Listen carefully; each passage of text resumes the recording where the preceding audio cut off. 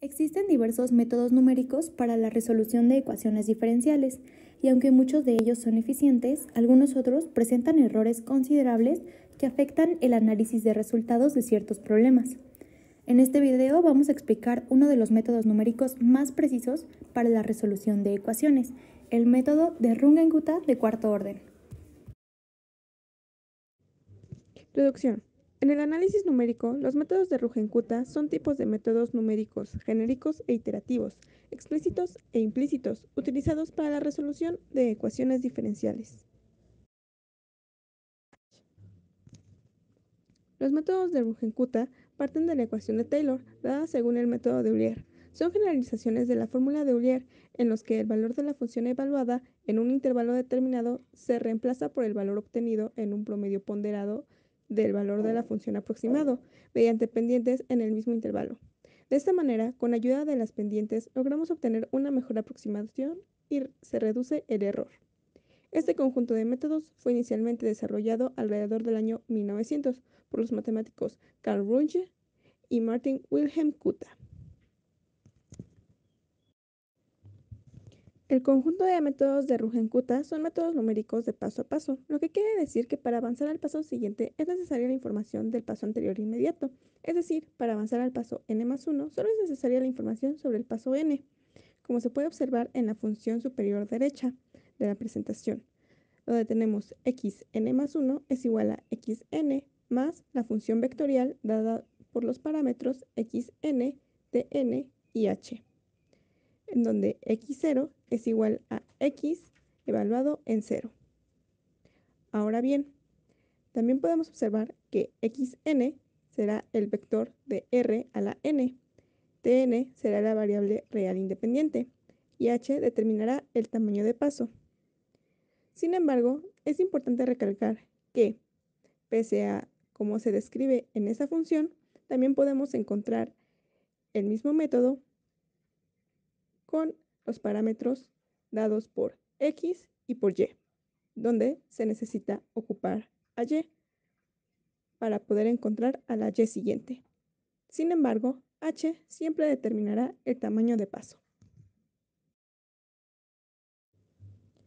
Si bien el conjunto de métodos de Runge-Kutta son métodos numéricos de paso a paso, estos métodos se caracterizan debido a su error, el cual tiene la forma como se puede observar en la ecuación superior de la presentación, donde EI es igual a C por H a la K, donde C es una constante real positiva, H es el tamaño del paso y K es el orden del método, es decir, es el número de veces que se evalúa la función en cada paso I o N.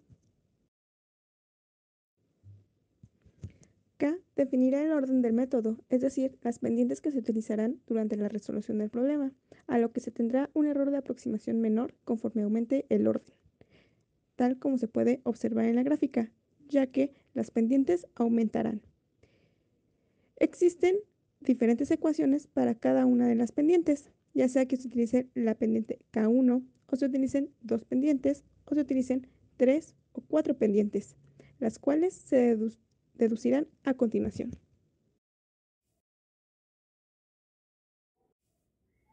Como vimos anteriormente, este método parte del método de Euler, en donde para obtener la siguiente solución y+1 de la ecuación diferencial, se utiliza el valor inicial y más la constante de paso h, que es la distancia entre xi y xi+1 por la función evaluada en xi, y. Con esta fórmula se busca una aproximación que podemos observarla en la gráfica roja a la solución real obtenida de forma analítica, que es la gráfica azul. Como podemos ver, se observa un error considerable. Por lo tanto, a través de varias pendientes, Kn se buscó obtener una nueva función lineal que, evaluada en cierto intervalo, se aproxima a la solución real obtenida de forma analítica en dicho intervalo. Para la deducción de este método, primeramente se evalúa la función diferencial en las condiciones iniciales x0, y0, con lo que obtenemos una pendiente K1, que si la extendiéramos hasta Ki+1, observamos que hay una gran diferencia con la solución real. Para hacer entonces una mejor aproximación, buscamos obtener una nueva pendiente. Partimos del intervalo entre xi y y y xi más 1 y más 1 por la mitad y calculamos una nueva pendiente evaluando en este punto intermedio. Sabiendo que la distancia entre el punto xi y xi más 1 es h, entonces la distancia entre el punto inicial y el punto intermedio sería de h entre 2, por lo que la coordenada en x del punto intermedio es xi más h entre 2. Por otro lado, para la coordenada en y en el nuevo punto intermedio, le sumamos al punto inicial y la función evaluada en xi y la multiplicamos por la distancia entre los puntos, h entre 2, por lo que la coordenada en y del punto intermedio es y más la función evaluada en xi y por h entre 2. Recordando que K1 es una pendiente igual a la función evaluada en xi y, podemos simplificar esto diciendo que la nueva pendiente es y más K1 por h entre 2. Teniendo las coordenadas de este punto intermedio, obtenemos una nueva pendiente K2, evaluando la función en dichos puntos. Esta nueva pendiente aún presenta una notable diferencia con la solución real. Para la siguiente pendiente K3, vamos a buscar otra vez el punto intermedio entre xi y xi más 1 y más 1, pero ahora suponemos que en el punto inicial xi y se tiene una pendiente diferente a la antes K1 y en su lugar tenemos la pendiente K2. De esta forma, para obtener el punto de donde parte la pendiente, tenemos la componente en x a la misma altura que K2, es decir, en ki más h entre 2, y la coordenada en y es la función evaluada en y más K2 por h entre 2. Teniendo las coordenadas de este punto intermedio, obtenemos una nueva pendiente K3, evaluando la función en dichos puntos. Esta nueva pendiente aún presenta una notable diferencia con la solución real. Por último, obtenemos una nueva pendiente K3, con la coordenada x ubicada en xi más 1, obtenido con xi más h, que es la distancia entre ambos puntos, y la coordenada en y, definida por la suma de la coordenada inicial y más la pendiente K3 por h. Teniendo estas coordenadas, obtenemos una nueva pendiente K4 evaluando la función en dichos puntos. Finalmente, con lo anterior explicado, obtenemos las siguientes fórmulas. K1 es igual a la función evaluada en xi y. K2 es igual a la función evaluada en xi más 1/2 de h y más 1/2 de K1 por h. K3 es igual a la función xi más 1/2 de h y más 1/2 de K2h. Y finalmente K4 es igual a la función xi más h, y más K3 por h. Cada una de estas pendientes se acercan cada vez más a la solución real, por lo que debemos utilizarlas para obtener el siguiente valor de y más 1. Para esto se hace uso de la regla de Simpson, ya que estamos buscando la función entre los puntos que toma K1 y K4 para obtener una función cerca al valor real de la ecuación. Esta regla nos dice que la integral definida en el intervalo de a a b se puede aproximar como b menos a entre 6 por la función evaluada en a más 4 veces la función evaluada en el punto medio a más b entre 2 más la función evaluada en b, que es el punto final. A menos b es la distancia entre ambos puntos, que en este caso, en donde buscamos obtener la distancia entre xi y xi más 1, b menos a es equivalente a 1, por lo que nos queda un sexto por la función evaluada en el primer intervalo, que en este caso sería K1, más 4 veces la función en su punto medio. En este caso tenemos dos puntos medios, que es K2 y K3. Para obtener el punto medio entre estos, obtenemos su promedio, que quedaría como K2 más K3 entre 2. De esta forma, sustituyendo en la ecuación, tenemos 4 veces la función en su punto medio, que es K2 más K3 entre 2. Simplificando, podemos eliminar el 2 del denominador y el término queda como 2 veces la suma de K2 más K3, que podemos separar como 2 veces K2 más 2 veces K3. Por último, sumamos el valor de la función evaluada en el punto final, que en este caso es K4. De esta forma tenemos nuestra nueva función f de x, y, y como K1 más 2 veces K2 más 2 veces K3 más K4, que se aproximará a la solución de la ecuación diferencial en el intervalo entre xy y xy más 1 para obtener el valor de y. Con esta función hacemos uso de la ecuación del método de Euler, que nos dice que para obtener el punto y más 1 le sumamos al punto y la multiplicación de h por la función evaluada en xy, y. En este caso, como ya tenemos nuestra nueva función en términos de xy, y, la sustituimos entonces en esta ecuación del método de Euler y obtenemos así que la nueva aproximación y más 1 se puede obtener con la ecuación y más 1/6 de K1 más 2 veces K2 más 2 veces K3 más K4 por h. En esta imagen podemos observar que la pendiente en verde nos muestra la pendiente obtenida con el método de Runge-Kutta de cuarto orden y la curva azul representa la solución real de la ecuación. En la imagen se traza además una línea rosa que va de xy a xy más 1, que se cruza con la curva de la solución para remarcar en qué punto está la solución de la ecuación cuando x vale xy más 1. Podemos entonces observar que la distancia entre la solución real y la solución obtenida por el método de Runge-Kutta es prácticamente igual o de valores muy cercanos entre sí. Como nos podemos dar cuenta, este método es mucho más eficiente que otros y en sus aplicaciones para la industria representa una gran opción para la resolución de ecuaciones diferenciales. Primero empezaremos hablando sobre qué es el desarrollo exponencial. Y hay que considerar a una población en la cual todos los individuos se desarrollan independientemente de los otros y viven en un ambiente sin restricciones y sin ninguna forma de competencia. De este modo, se puede obtener conocimiento sobre la dinámica de las poblaciones. Por otra parte, las perturbaciones a grandes poblaciones en equilibrio a menudo generan, en un pequeño lapso de tiempo, respuestas individuales independientes que pueden ser modeladas por estos métodos.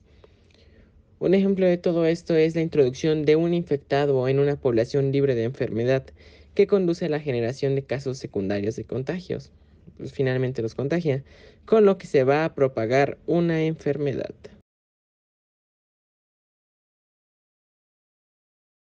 Este modelo fue propuesto en 1798 por el economista y demógrafo Thomas Malthus, quien escribió el ensayo sobre el principio de la población en ese entonces, en el cual escribe todas sus ideas, y todas sus ideas están reducidas a lo siguiente.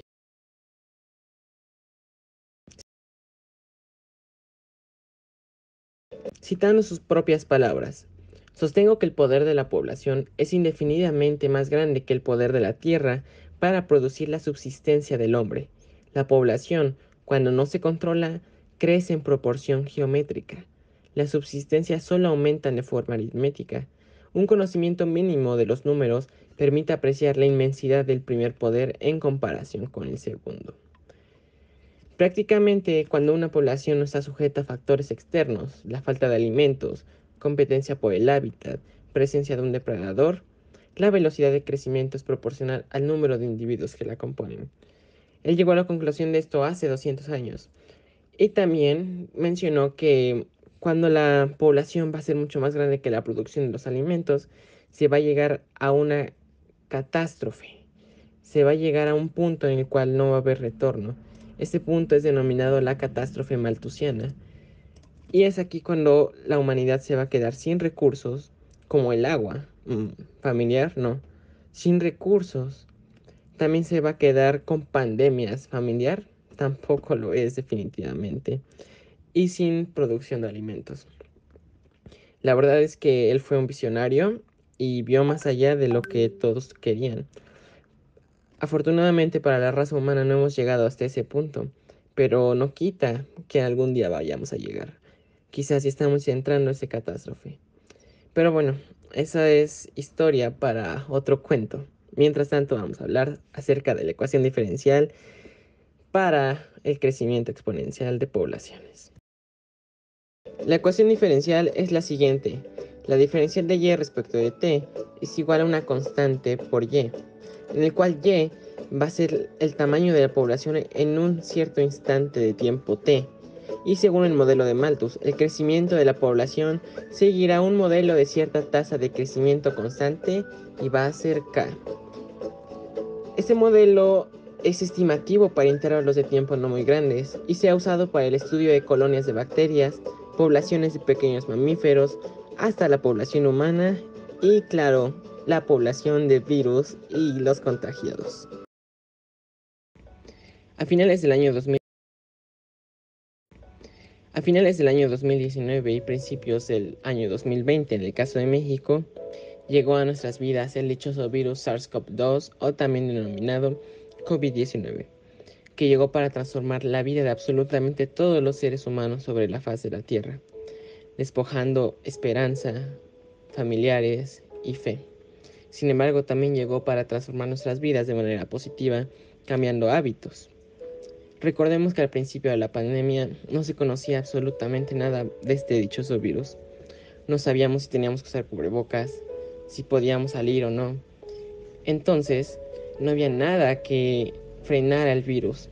El virus se podía transmitir fácilmente. Por lo tanto, llegamos a la conclusión de que podíamos usar la ley de Malthus en este ejemplo. No había nada que lo detuviera. Muchos contagios es sinónimo de muchos contagiados. Y es lo que hicimos. Queríamos estimar más o menos cuántos contagiados íbamos a tener en un cierto día. Y utilizando los datos de la Secretaría de Gobernación, lo hicimos. Entonces, el planteamiento es el siguiente. Hasta el día 30 de abril del 2020, en México se han confirmado 19.224 casos y 1.859 defunciones por COVID-19. Si se sabe que el día 30 de abril corresponde al día 64 de la pandemia, ¿cuántos contagios de COVID-19 se esperan para el día posterior?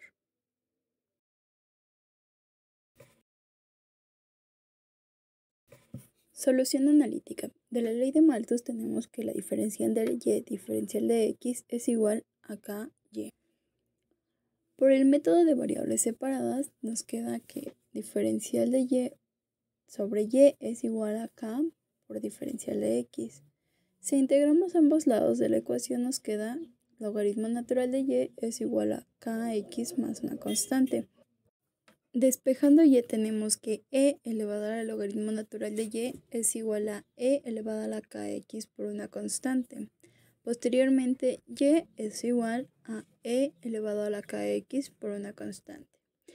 Evaluando las condiciones iniciales, para el primer caso tenemos que y de 0 es igual a L. L es igual a e elevado a la k por 0 por una constante.